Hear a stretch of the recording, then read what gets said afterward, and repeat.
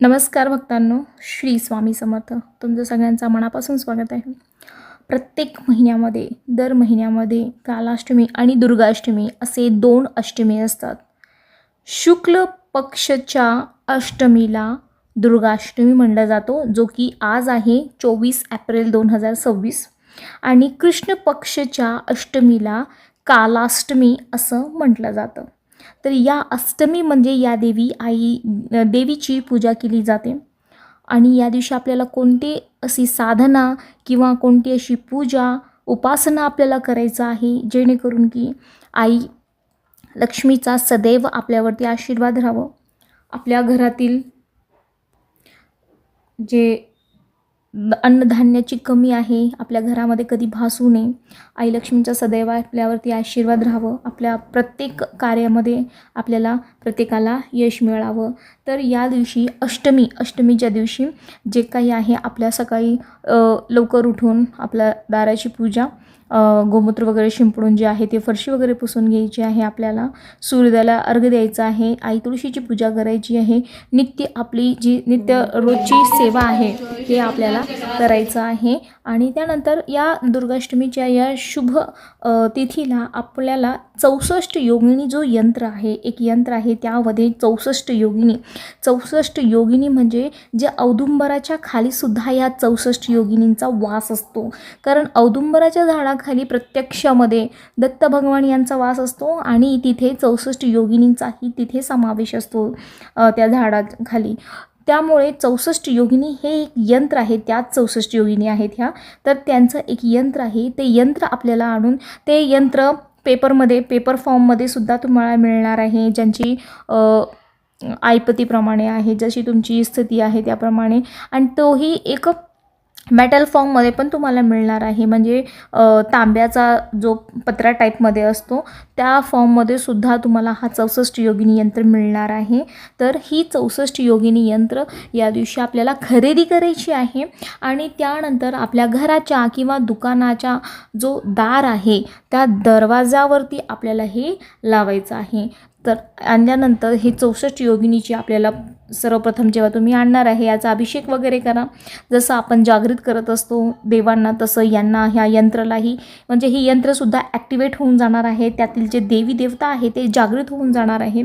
आणि ही 64 योगिनी यंत्राची आपल्याला पंचोपचारे पूजा करायची आहे.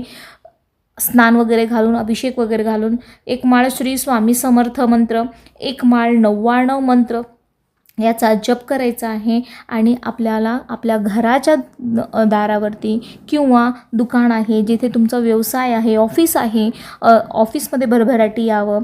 कारण आई लक्ष्मी तो एक मार्ग आहे आपल्या ऑफिसमध्ये, दुकानामध्ये, जिथे आपण बिझनेस करतो, व्यवसाय करतो, एक सर्वोत्तम मार्ग आहे आई लक्ष्मीचा यायचा आपल्या घरामध्ये. तर त्यांचं आगमन होण्यासाठी आपण ऑफिसच्या, दुकानाच्या, कुठेही किंवा घराच्या दरवाजावर सुद्धा त्याचा ते जे आहे ते आपल्याला फोटो आहे किंवा जे पण असतील फोटो फॉर्ममध्ये किंवा मेटल फॉर्ममध्ये ते तुम्हाला तिथे आपल्या दारावरती लावायचं आहे. आणि ज्या वेळेला तुम्ही लावणार आहे त्यांची पूजा दर कालाष्टमीला, कारण ही दर महिन्याला येत असते, तर दर कालाष्टमी किंवा दुर्गाष्टमी दर महिन्याच्या आपल्याला आपली तिथे दारावरच त्याला पुसून धुवून पूजा वगैरे करून हळद कुंकू अक्षता फुलं वगैरे वाहायचं आहे. आणि रोज जर शक्य झालं तर रोज जेव्हा तुम्ही दिवावाती आपण लावत असतो तर आपल्या घरामध्ये आपण ते फिरवत असतो, प्रत्येकजण फिरवतात, घंटीचा वाद करत असतात.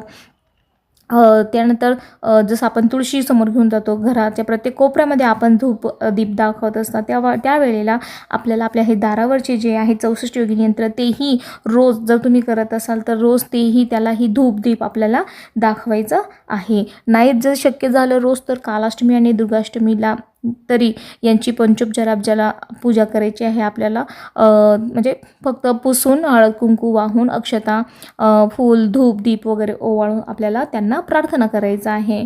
आता या दिवशी म्हणजे प्रत्येक कालाष्टमी आणि दुर्गाष्टमीला एकदा या यंत्राची स्थापना केली, आपल्या दारावरती लावलं की दर महिन्याला मग आपल्याला दिवसभरामध्ये एक दुर्गा सप्तशती याचा पाठ आपल्याला मनोभावे करायचा आहे, जेणेकरून की आई भगवतीचा जो आहे आपल्याला संरक्षण मिळणार आहे, त्यांचा आशीर्वाद आपल्याला लाभणार आहे.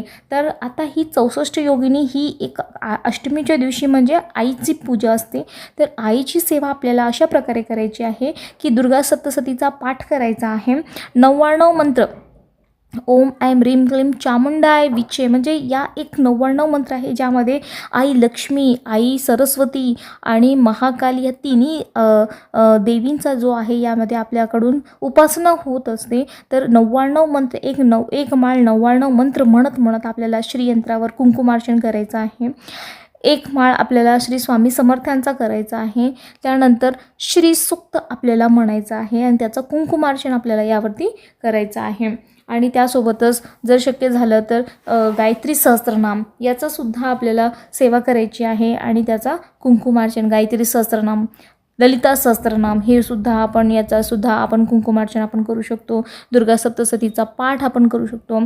त्यानंतर दारावर पूजा वगैरे करून या दिवशी आपल्याला त्यांना विनंती करायची आहे. आणि एकदा तुम्ही याची स्थापना केली तर दर अष्टमीला तुमच्याकडून जितकं शक्य झालं तितकी आपल्याला सेवा आई भगवतीची करायची आहे. आणि हा 64 योगिनी त्या एका यंत्रामध्ये स्थापित असल्यामुळे नक्कीच आपल्या घरामध्ये भरभराटी येणार आहे आणि आपल्याला याचा प्रभाव जे आहे 1 ते 2 महिन्यामध्ये लवकरात लवकर दिसून येणार आहे. तर या आता यंत्र स्थापना जर केलं तर आपल्याला याचा काय फायदा होणार आहे.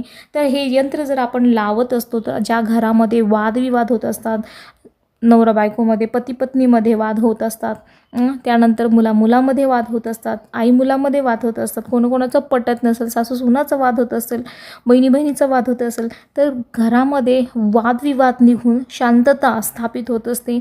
आपले जे घरातले फॅमिली लोक आहेत, फॅमिली मेंबर्स आहेत, त्यामध्ये प्रेम निर्माण होत असतो, एकमेकांबद्दल आपुलकी निर्माण होत असते आणि घरात लक्ष्मी माता त्यांचा आगमन होत असतो.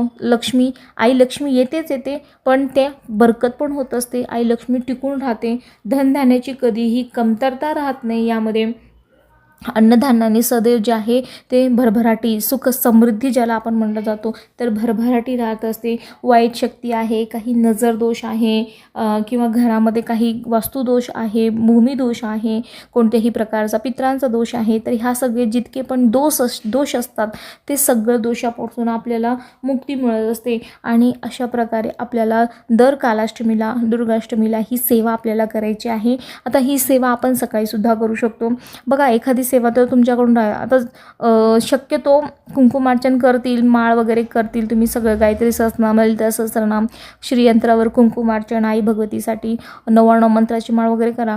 त्यानंतर दुर्गा सप्तशतीचा पाठ जर तुम्हाला शक्य असेल तर तो तुम्ही करू शकता. दुर्गा सप्तशतीचा पाठ तेही कुंकुमार्चन केल्यानंतर बघा, जितकी तुम्ही सेवा करणार आहे तितका तो यंत्र ॲक्टिवेट होणार आहे, तितके व्हायब्रेशन्स आपल्या घरामध्ये ते फिरत असतात, व्हायब्रेशन्सवरती सगळ्या गोष्टी होत असतात, पॉझिटिव्हिटी आपल्या घरामध्ये येत असतात, पॉझिटिव्ह आपला माइंडसेट तयार होत असतो आणि आपल्याकडून जे आहे ते पॉझिटिव्ह चांगले कर्म घडत असतात आणि चांगले कर्म केले तर चांगलं फळ पण तुम्हाला मिळत असतो. त्यामुळे या सगळ्या गोष्टी करणे गरजेचंच आहे. पण जर शक्य झालं तर तुम्ही दुर्गा सप्तशतीचा पाठ आवर्जून करा. पण जर नाही शक्य झालं तर ती एक सेवा स्किप करून दुसऱ्या इतर सेवा तरी तुम्ही 100% करा. पण ज्या गृहिणी आहेत, ज्यांना वेळ आहे, त्यांनी महिन्यातून 2 दिवस तरी ही सेवा अष्टमीच्या दिवशी, कारण अष्टमीच्या दिवशी केलेली आई भगवतीची सेवा ही खूप प्रभावी असते. याने आई लक्ष्मी खूप प्रसन्न होत असतात. त्यामुळे आपल्या घरातील विवाहाचा प्रश्न असो, संततीचा प्रश्न असो, घराचा प्रश्न असो, दोषाचा प्रश्न असो, वादविवादाचा प्रश्न असो, नाते टिकून राहत नाही, नवरा पती पत्नीमध्ये आजकाल नाते टिकून राहत नाही आहे, तर डायव्होर्सपर्यंत त्या गोष्टी होत असतात. ह्या सगळ्या गोष्टीपासून जर तुम्हाला मुक्तता व्हायचं असेल तर कुठं ना कुठं आपल्याला वेळही द्यायचा आहे. आणि बघा, सगळ्या आपले स्वामी महाराज जे आहे त्यांचं एकच घोषवाक्य असतं, भिवू नकोस, मी तुझ्या पाठीशी आहे. आणि दुसरा एक असतो, अशक्य ही शक्य करतील स्वामी. तुम्ही फक्त एक पाऊल पुढाकार घ्या, 100 पावलं स्वामी महाराज स्वतः येणार आहेत. अशा कोणत्याच गोष्टी नाही आहेत जे तुमच्यासाठी अशक्य आहे. कोणत्याही देवांची तुम्ही उपासना करा, त्यांच्यासाठी कोणत्याच गोष्टी अशक्य नाही आहे. फक्त जेव्हा आपलं आपण काम करत असतो त्यावेळेला, आपण जे कार्य करत असतो, भक्तीमध्ये गेल्यावर आधी परीक्षा आपली घेतलीच जाते. फक्त स्वामी महाराजावरती किंवा ज्या देवांची तुम्ही उपासना करता त्या देवांवरती अढळ श्रद्धा राहावी. दुसरा, स्वामी महाराज किंवा देवो न देवो पण त्यांच्या प्रती जे आहे श्रद्धा विश्वास आपला कमी होता कामा नये, कारण त्या कधी कधी देत पण नाही आहे. ते परीक्षा बघत असतात की हा खरं सोनं आहे का फक्त सोन्याचा पाणी चढवलेला आहे, म्हणून त्यांना त्यांची भक्ताची परीक्षा घ्यावी लागते आणि तो देणंच. कारण जेव्हा आपण परीक्षा देत असतो तेव्हाच आपण पुढे आपलं उजळपणा जास्त होतो. सोना जेव्हा तपतो ना तेव्हाच त्याचा जागिना होतो आणि त्याची किंमत वाढत असते. त्यामुळे जितकी तुम्ही कठोर परीक्षा देणार आहे तितकी तुम्हाला आयुष्यामध्ये सुख समृद्धी जास्त मिळणार आहे. तसंच फक्त तुम्हाला तुमच्या स्वामी महाराजांवरती विश्वास असायला पाहिजे. निरंतर आपल्या सेवेमध्ये आपल्याला टिकून राहायचं आहे. असे की देवाने दिलं तरच आपण करायचं, नाही तर सोडून द्यायचं, ही गोष्ट चुकीची आहे. निरंतरता पाहिजे, विश्वास पाहिजे आणि आपल्याला काय आहे फक्त एवढंच दोन तीन गोष्टी जर आपण फॉलो केला तर आपल्या आयुष्यामध्ये प्रत्येक देवाची साथ आपल्याला मिळणार आहे. आपल्या आयुष्यामध्ये सगळ्या गोष्टी शक्य होणार आहे. श्री स्वामी समर्थ. व्हिडिओ आवडला असेल तर लाईक शेअर सबस्क्राईब.